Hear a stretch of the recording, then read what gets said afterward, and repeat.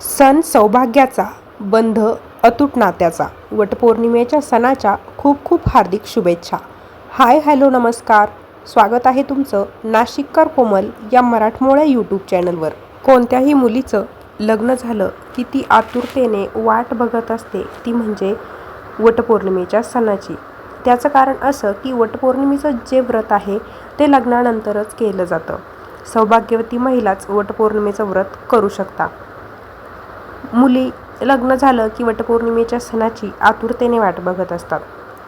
पण या सणाला नेमकं काय करायचं असतं, वटपौर्णिमेचं व्रत कसं करायचं असतं, पहिल्यांदाच जर तुम्ही वटपौर्णिमेचं व्रत करणार असाल लग्नानंतर तर कोणत्या नियमांचं पालन करायचं, याबद्दलची सविस्तर माहिती आजच्या व्हिडिओमध्ये आपल्याला जाणून घ्यायची आहे.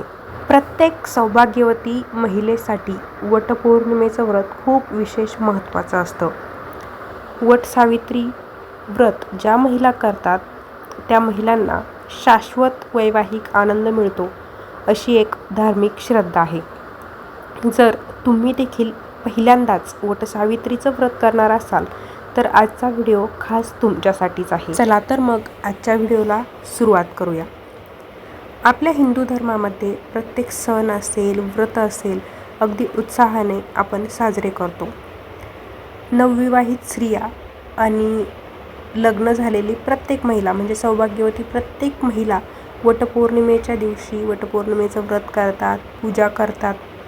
कारण वटपौर्णिमेचं व्रत हे कुमारिका मुली करू शकत नाही. वटपौर्णिमेच्या व्रताची सुरुवात लग्नानंतरच सौभाग्यवती स्त्रिया करत असतात. धार्मिक मान्यतेनुसार वटपौर्णिमेच्या दिवशी आपण जर योग्य पद्धतीने पूजा केली तर वैवाहिक जीवन सुधारायला मदत होते, वैवाहिक जीवनातील अडथळे दूर होतात. वटसावित्रीचं जे व्रत आहे हे हिंदू धर्मात अतिशय पवित्र आणि महत्त्वाचा सण मानला जातो. विवाहित महिला आपल्या पतीच्या दीर्घायुष्यासाठी आणि अखंड सौभाग्यासाठी विधीनुसार हे व्रत करत असतात. वटसावित्रीची जे व्रत आहे ते व्रत भगवान शिव आणि माता पार्वती यांना समर्पित. वटपौर्णिमेचं व्रत ज्येष्ठ महिन्यात केलं जातं. ज्येष्ठ पौर्णिमेला वटपौर्णिमेचं व्रत केलं जातं दरवर्षी. तर यंदाची ज्येष्ठ पौर्णिमा अर्थात वटपौर्णिमा 29 जून 2026 रोजी आलेली आहे. यंदा मराठी दिनदर्शिकेमध्ये 2 ज्येष्ठ महिने आलेले होते. त्याचं कारण असं की यावर्षी अधिक मास आलेला होता. तर अधिक ज्येष्ठ मास आलेला होता तर त्या पौर्णिमेला आपल्याला हे व्रत करायचं नसतं. आपला जो रेग्युलर ज्येष्ठ महिना आहे तर त्या ज्येष्ठ पौर्णिमेला आपल्याला वटपौर्णिमेचं व्रत करायचं आहे. तर येत्या 29 तारखेला वटसावित्री पौर्णिमा आपल्याला साजरी करायची आहे. जर तुम्ही देखील पहिल्यांदाच वटपौर्णिमेची पूजा करणार असाल तर काही महत्त्वाचे नियम आहे जे आपण पाळले पाहिजे, जेणेकरून उपवासाचे पूर्ण फायदे आपल्याला मिळतील. तर ते काय नियम आहे, कोणत्या नियमांचं पालन आपण करायचं आहे, चला जाणून घेऊया. तर 29 जून 2026 रोजी वटपौर्णिमा आलेली आहे. त्या दिवशी सकाळी लवकर उठायचं आहे, स्वच्छतेची कामं आटोपून घ्यायची आहे आणि त्यानंतर स्नान करायचं आहे. महिलांनी केस देखील त्या दिवशी धुवायचे आहे. त्यानंतर आपली देवपूजा करायची आहे, तुळशीला पाणी द्यायचं आहे आणि उपवास करण्याची प्रतिज्ञा आपल्याला करायची आहे. या दिवशी शक्यतो लाल रंगाची किंवा हिरव्या रंगाची साडी आपल्याला परिधान करायची आहे. वटपौर्णिमेची पूजा करण्यासाठी नवी कोरी साडी परिधान करायची असते. लग्नानंतरची जी पहिली वटपौर्णिमा असते तिला शक्यतो नवीन साडी घेतली जाते.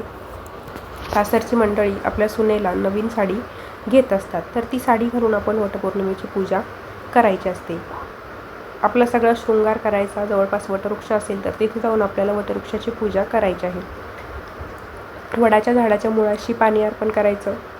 त्यानंतर झाडाभोवती कच्चा धागा किंवा कलावा गुंडाळायचा आहे. 7 प्रदक्षिणा मारायच्या आहे. वटसावित्री पूजेदरम्यान व्रतकथा आपल्याला वाचायची आहे, आरती करायची आहे. जे काही आपण बाकीची विधिवत पूजा करून घ्यायची. तर वटपौर्णिमेची पूजा विधिवत कशी करायची ते मी तुम्हाला पुढच्या एका व्हिडिओमध्ये सविस्तर सांगेल. आणि दुसऱ्या दिवशी हे उपवास आपल्याला सोडायचा असतो.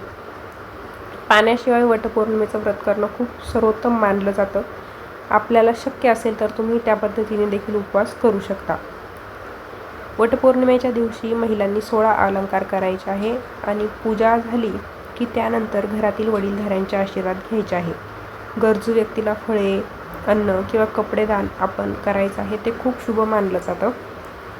धार्मिक मान्यतेनुसार वडाच्या झाडाला जेव्हा प्रदक्षिणा मारतात तर ती घड्याळाच्या काट्याच्या दिशेनं म्हणजे क्लॉकवाईज आपल्याला मारायची आहे. आणि जेव्हा आपण प्रदक्षिणा मारतो तर त्या प्रदक्षिणा मारत असताना आपल्याला वडाच्या झाडाभोवती धागा किंवा कलावा गुंडाळायचा आहे. वटपौर्णिमेचं व्रत जर तुम्ही करणार असाल तर त्या व्रताचं महत्त्व देखील माहिती असणं महत्त्वाचं आहे. विवाहित स्त्रिया आपल्या पतीच्या दीर्घायुष्यासाठी आणि सुखी वैवाहिक जीवनासाठी हे उपवास करतात. या व्रतामध्ये पौराणिक कथांनुसार सावित्रीने आपल्या पतीला म्हणजे सत्यवानाला यमदेवाकडून परत आणलं, मृत्यूलोकातून परत आणल्याची कथा सांगितली जाते. ज्यामुळे वटवृक्षाची पूजा आपण करतो आणि पतीच्या कल्याणासाठी प्रार्थना करतो. वडाचं झाड दीर्घकाळ टिकतं, दीर्घायुष्य असतं. त्या वडाच्या झाडाप्रमाणे आपल्या पतीलाही दीर्घायुष्य लाभावं, आपल्याला अखंड सौभाग्य लागावं म्हणून विवाहित स्त्रिया हे व्रत करतात. अखंड सौभाग्यासाठी, पतीच्या कल्याणासाठी प्रार्थना करायची आहे. या व्रतामुळे अखंड सौभाग्याचा आणि सुखी वैवाहिक जीवनाचा आपल्याला आशीर्वाद मिळतो, अशी एक मान्यता आहे. वटपौर्णिमेचं व्रत हे प्राचीन काळापासून केलं जातं. वटवृक्षामध्ये ब्रह्मा, विष्णू आणि महेश या देवांचं निवासस्थान आहे असं म्हटलं जातं. सावित्रीने आपल्या पती सत्यवानाचे प्राण यमदेवाने परत आणल्याची कथा वटसावित्री व्रताशी चांगलीच संबंधित आहे, जी या व्रताला विशेष महत्त्व देते. वटसावित्री व्रतामध्ये प्रामुख्याने आपल्याला करायचं असतं ते म्हणजे सकाळी लवकर उठून स्नान आणि त्यानंतर स्वच्छ आणि पारंपरिक साडी परिधान करायची असते. 16 शृंगार करायचे, वटवृक्षाची पूजा करायची, वटवृक्षाला पाणी, फुलं, फळं, धूपदीपांची आरती आणि नैवेद्य आपल्याला अर्पण करायचं असतं. त्याचबरोबर महत्त्वाची गोष्ट म्हणजे वटवृक्षाला प्रदक्षिणा मारायच्या, 7 प्रदक्षिणा, आणि त्यासोबतच त्या झाडाला धागा देखील गुंडाळायचा असतो. हे करून झालं की सत्यवान सावित्रीची जी वटपौर्णिमेच्या व्रताची कथा आहे ती वाचायची किंवा ऐकायची आणि आरती करायची, नैवेद्य दाखवायचा आणि दिवसभर उपवास करायचा असतो. आता प्रत्येक भागामध्ये वटसावित्रीच्या उपवासाची पद्धत वेगळी असते. काही जण वटपौर्णिमेच्या दिवशी व्रत सुरू करतात, त्यानंतर दुसऱ्या दिवशी सोडतात. काही फक्त वडाच्या झाडाची पूजा करेपर्यंतच उपवास करतात. काही जण जेव्हा पौर्णिमा संपते तेव्हा उपवास सोडतात किंवा काही जण वटपौर्णिमेच्या व्रताच्या दिवशी संध्याकाळी देखील उपवास सोडत असतात. आता प्रत्येक भागानुसार त्या भागांमध्ये वटपौर्णिमेचं व्रत केलं जातं. तर तुमच्या भागात जशी पद्धत असेल त्या पद्धतीनुसार उपवास करायचा आहे.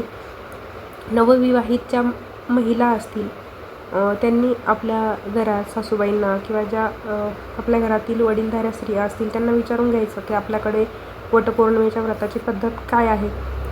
महत्त्वाचं म्हणजे या वटपौर्णिमेच्या व्रतामध्ये उपवास करायचा आहे आणि वडाच्या झाडाची पूजा करायची आहे. हेच खूप महत्त्वाचं आहे. शुभमुहूर्तावर आपण वडाच्या झाडाची पूजा करायची आहे. पारंपरिक साडी किंवा दागिने घालून छान तयार व्हायचं आणि वडाच्या झाडाची पूजा करायची. एकदम साधं सोपं हे व्रत आहे. पतीच्या दीर्घायुष्यासाठी प्रामुख्याने हे व्रत केलं जातं. तर मंडळी, अशा प्रकारे आजच्या व्हिडिओमध्ये आपण लग्नानंतर पहिल्यांदाच वटपौर्णिमेचं व्रत कसं करायचं, कोणते नियम पाळायचे याबद्दलची सविस्तर माहिती जाणून घेतलेली आहे. तुमच्या मनात काही प्रश्न असतील तर कमेंटद्वारे विचारायला विसरू नका. व्हिडिओ बघत असताना कमेंटमध्ये ओम नमः शिवाय असं नक्की लिहा. व्हिडिओ आवडला असेल तर लाईक करा.